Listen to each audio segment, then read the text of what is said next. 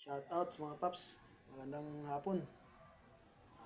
Oras na para magluto ng ng hapunan. Yun nga guys, at nag-request ang aking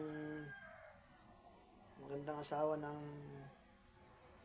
magluto ng saluyot na may saluyot at papaya. Fresh na papaya at saluyot.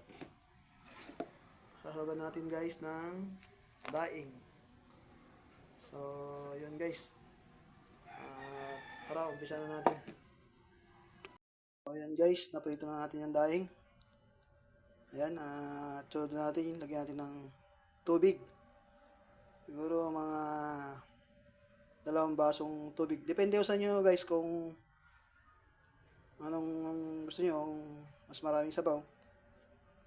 Or 2 and a half. So, 2 and a half na guys kasi mahilig yung kambal ng ng may sabaw eh.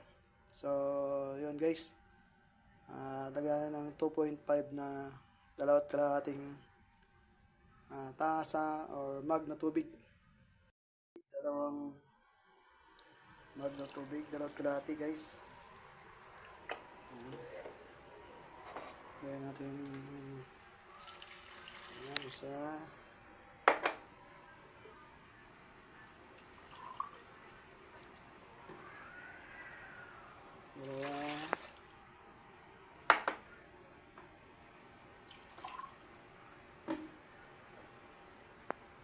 Dalawa at kalahati. So, yun guys. Tapos, pakuluan po natin. Masarado pa pala.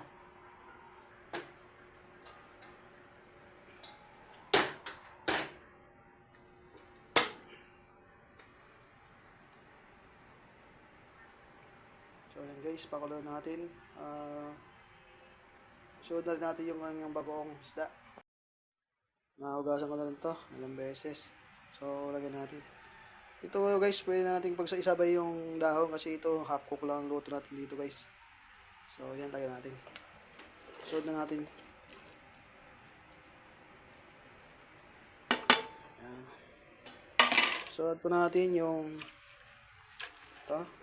Yung gulay. Yung gulay na guys. Yan.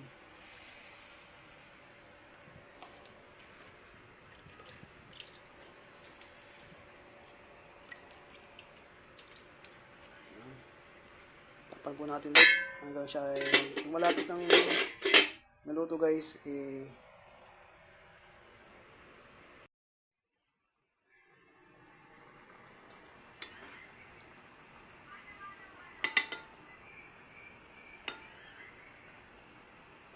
Ito na yung ating dinengdeng.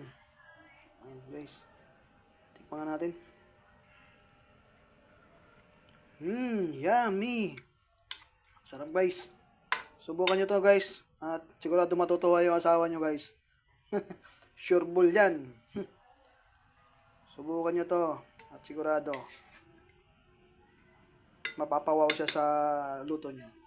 So yun guys. At hanggang dito lang ating cooking lesson. Maraming salamat po sa panonood. God bless.